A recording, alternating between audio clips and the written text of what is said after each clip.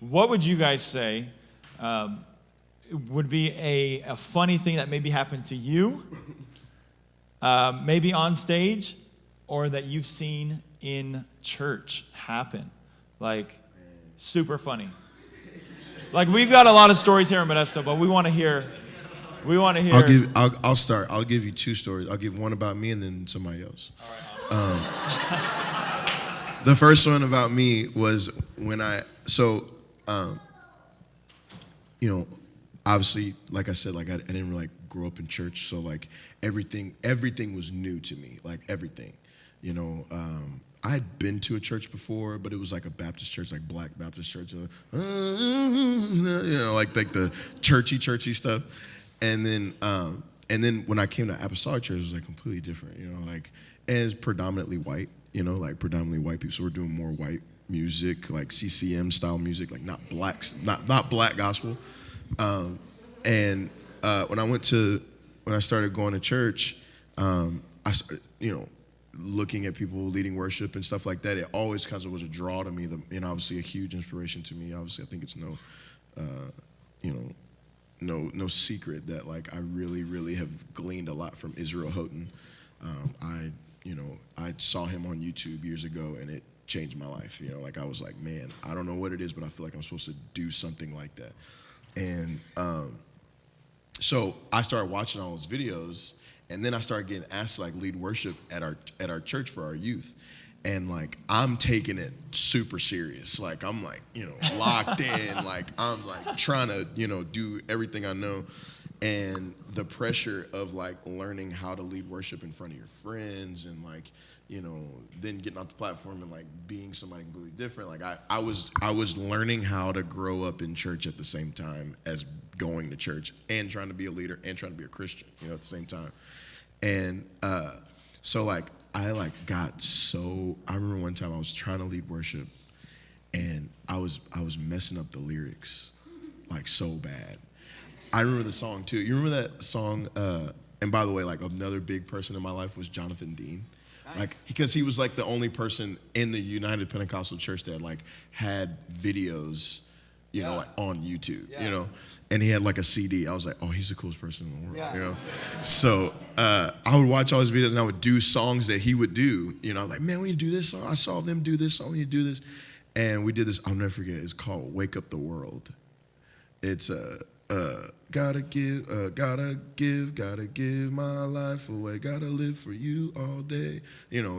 But it's all, y'all know like CCM music, a whole bunch of words. Like, it's a whole, black people will say the same thing over and over again and just preach on top of it. Like, you ain't gotta work, the last thing you're worried about is the lyrics, right?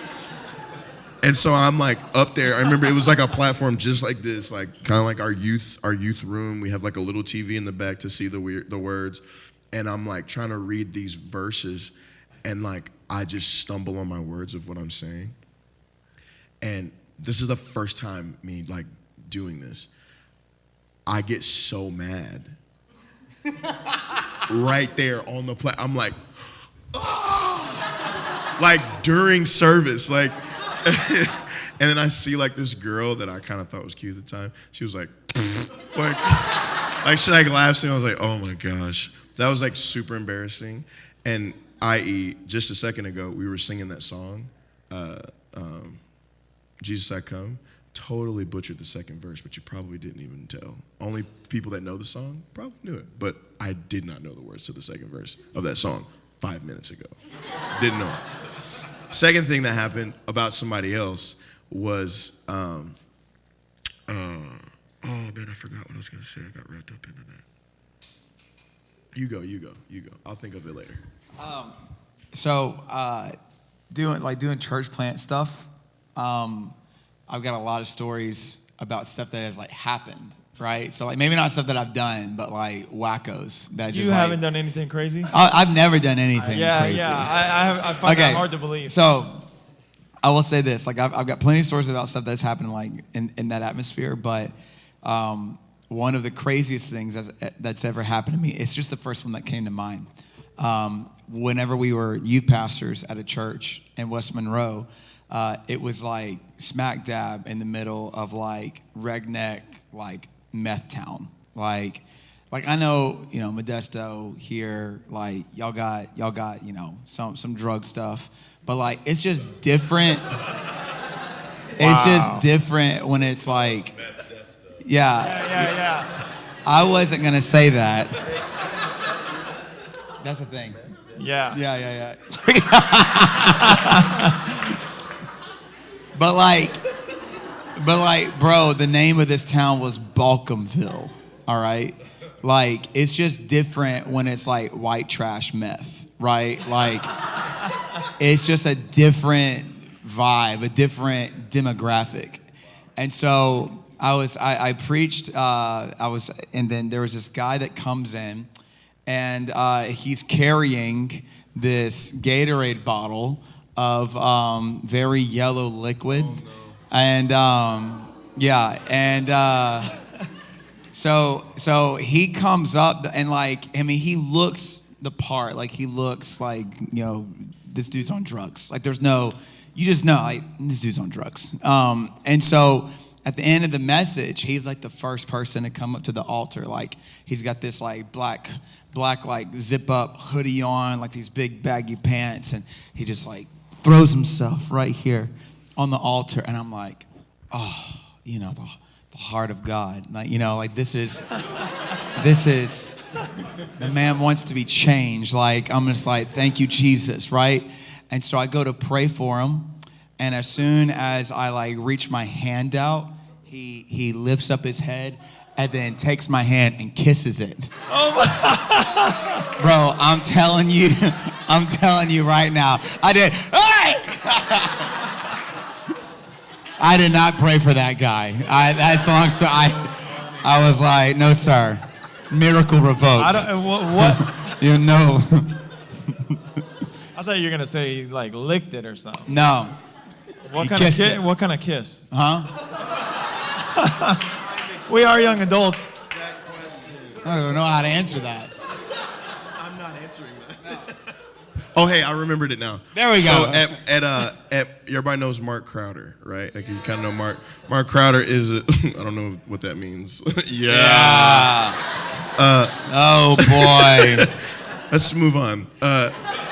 So Mark did his live recording, and you've probably seen this like on like different. Yes, the pizza box.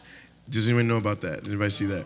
Okay, so in the midst of his live recording, like it's, all the great songs going on, breakouts worked out, like, You Are Healed was an incredible moment, like everything was just legit, And at the end, it was like, like the shout part, like whenever he did the shout song. Okay, the whole time there's been this guy that's been there this whole week, apparently, that it's kind of like I think it was like one of those spiritual attacks, like where this guy was like, he was at the church and he was like picking the people up and driving them to, back and forth, but he would like keep them in the van, and like he would preach to them in the van and be like, hey, you guys can't get out of here until I finish the word of God that he's told us. And they're like, we have rehearsal, like you're here to drop us off. Like the band, like Kurt and I, all those guys, like they're in the van, like they couldn't get out because he locked the van, and Child locked it so that he couldn't get out. No! Bro, all that was happening, and then I don't know if we should like air this. Maybe. No, we should air it. It's fine. All this is going every week, every day during the week. He's helping them. They go into the thing. They do the devotion.